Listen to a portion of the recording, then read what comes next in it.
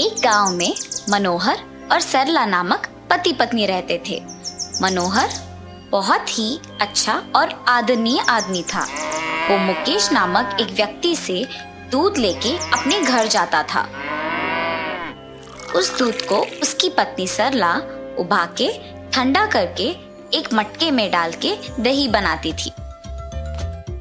पति पत्नी दोनों एक छोटी दही का दुकान चलाते थे। जो पैसे दही को बेचने से मिलते थे उससे अपना जीवन चलाते थे। ऐसे ही थोड़े दिनों बाद उनका दही का व्यापार अच्छा चलने लगा और बहुत लोग उनसे दही खरीदने लगे।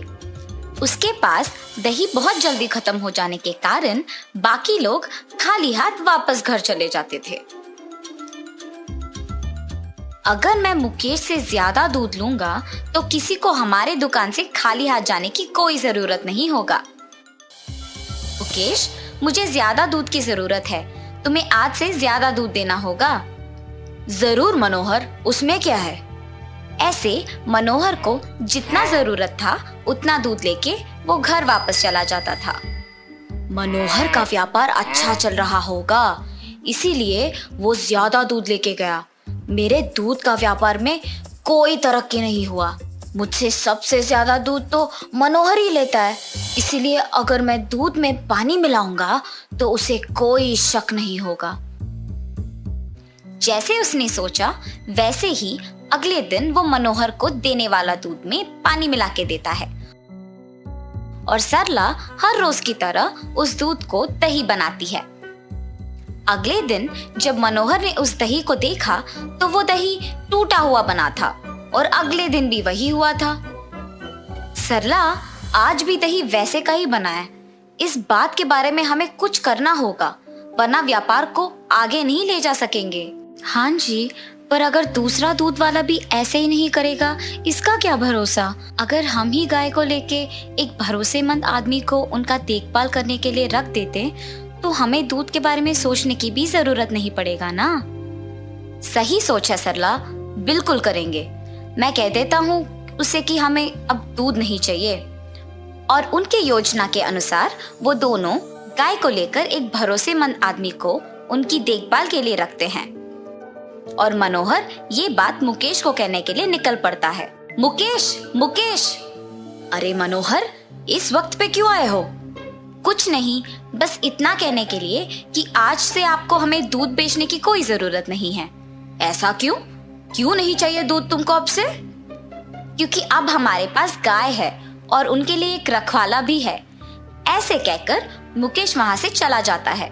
अच्छे गुणवत्ता वाली दूध से दही बनाने के कारण बहुत लोग मनोहर के दुकान से खरीदते थे और इसकी वजह से उनका व्यापार भी अच्छा चलता है और वो दोनों सुख संपत्ति से जीते हैं। हर रोज की तरह जब मुकेश दूध देने बाहर निकलता है तो वो मनोहर के दुकान में दही के लिए लगी भीड़ देखता है। इस गांव में मनोहर का व्यापार बहुत अच्छा चल रहा है, इसीलिए मेरे पास दूध बंद करके उसको अब खुद गाय को खरीदने का साक्षाम है। उसका दुकान को ही बंद करवा दूंगा। ऐसे सोचकर वो अपने घर की फंक्शन में भजन के लिए बहुत लोगों को बुलाता है और दही के लिए मनोहर के दुकान को जाता है। मनोहर, मुझे एक मटका भर दही चाहिए। उतना दही क्यों मुकेश?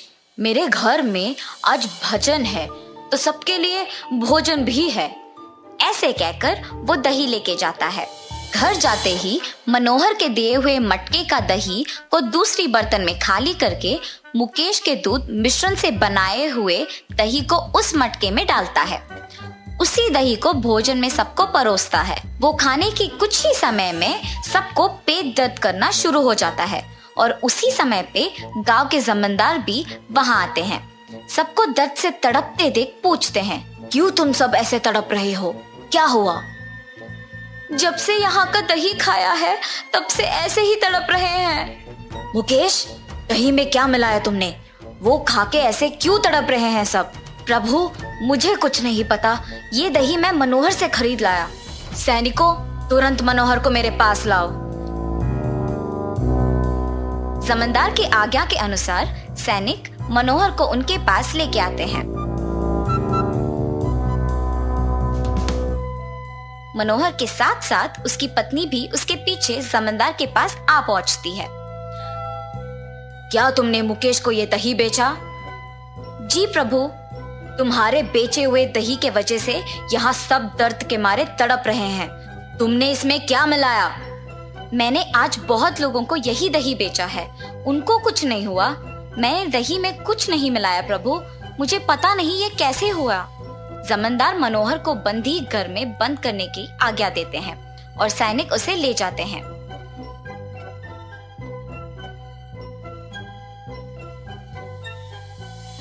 ये कैसे हो सकता है?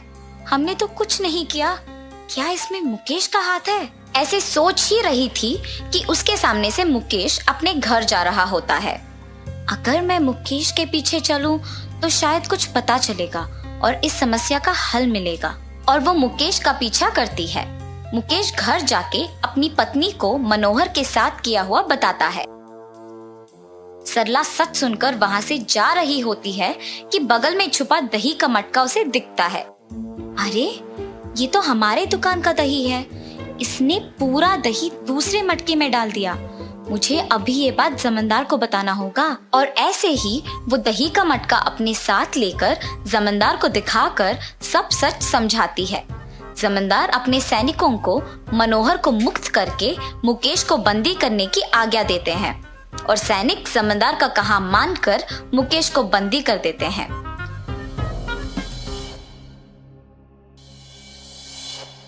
मनोहर का व्यापार मुझसे भी अच्छा चलने की ईर्ष्या से मैंने उसके दुकान को बंद करवाने का योजना बनाया और उसके बजाय खुद मेरा दूध का व्यापार खो के यहाँ बंदी हो गया।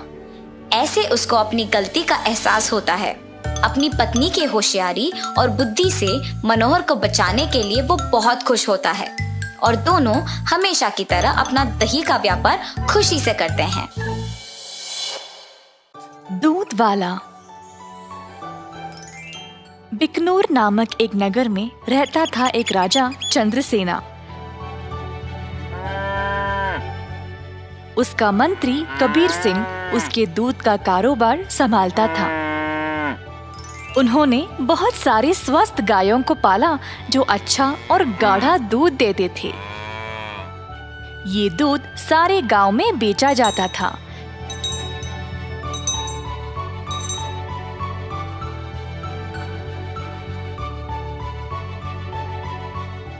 कबीर सिंह खुद सब कुछ संभालता था। कबीर सिंह की पीढ़ी भी महाराजा के लिए काम करते आ रहे थे और इस वजह से चंद्रसेना उसका बहुत आदर करते थे।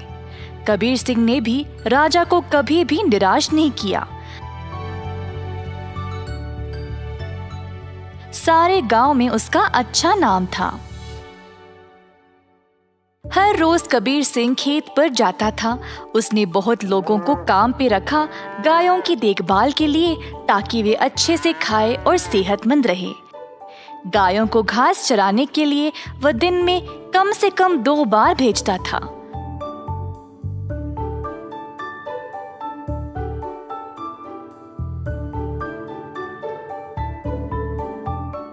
वह हमेशा ध्यान रखता था कि दूध साफ सुथरा रहे।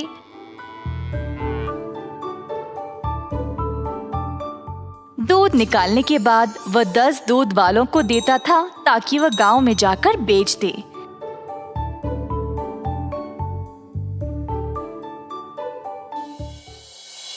दूध वाले कबीर सिंह को पैसे देते थे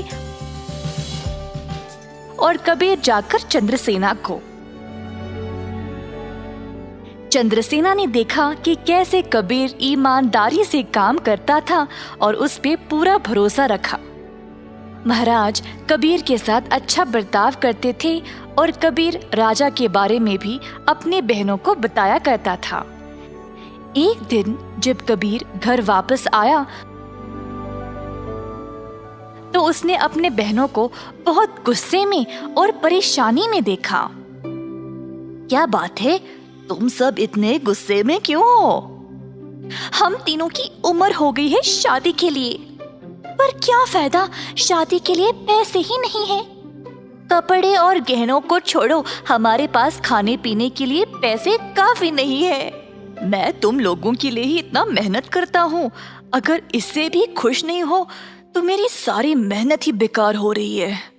आप तो महाराजा के मंत्री हो ना, पर आप अपनी आमदनी किसी भी जरूरतमंद को दे देते हो।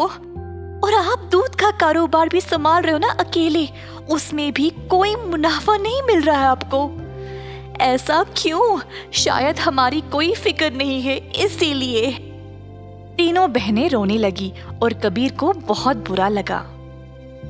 अब तुम सब मत रो, मुझे बर्दाश्त नहीं होता। अब बोलो मैं क्या करूं? मैं वही करूंगा।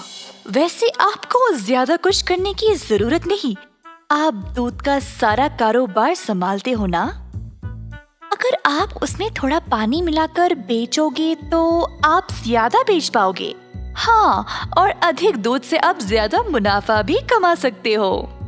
पर ये तो धोखा हुआ, मैं राजा के साथ ऐसा नहीं कर सकता। कबीर सिंह ने ऐसा करने से मना कर दिया था, पर उसकी बहनों ने उसको भावुक करके जैसे तैसे उससे ये काम करवा ही दिया। कबीर सिंह अक्सर कमाए गए पैसे राजा को देता था और बाकी के पैसे अपनी बहनों को देने लगा। मुझे ऐसा करना नहीं पसंद, ये आखिरी बार है, इसके बाद मुझे ये सब करने के लिए नहीं बोलना। कबीर की बातें सुनकर बहनों ने उसको पैसे वापस किए और घर छोड़कर जाने का नाटक करने लगी। कबीर के पूछने पर तीनों ने धमकी दी कि वे घर छोड़कर चले जाएंगे। मजबूर होकर कबीर को उनकी बात माननी ही पड़ी। कमाए गए पैसे राजा को देकर अधिक पैसे अपनी बहनों को देने लगा। ये सिलसिला कई दिनों तक चलता रहा। कुछ ही समय में कबीर की बहनें नए नए साड़ियां और गहने खरीदने लगे और अच्छा खासा खाने भी लगे। उनकी जिंदगी ही बदल गई। घर पर बैठे बिना तीनों सज धज के बाहर घूमने लगे, सबके आगे दिखावा करने के लिए।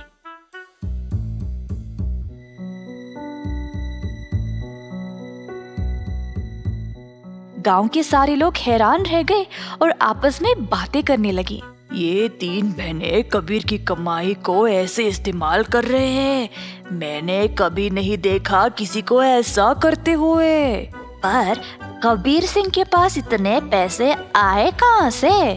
सब लोग कबीर के बारे में बातें करने लगे और बाकी के मंत्री कबीर की कमाई पर ईर्ष्या करने लगे, तो इस बात पर जांच करना शुरू कर दिए। जल्द उनको सच पता चल गया कि वह दूध में पानी मिलाकर बेच रहा था। 70% राजा को देकर बाकी के 30% अपनी जेब में डाल रहा था। खेत के कारीगरों से मंत्रियों ने ये बात का पता लगाया। सारे मंत्री गए राजा के पास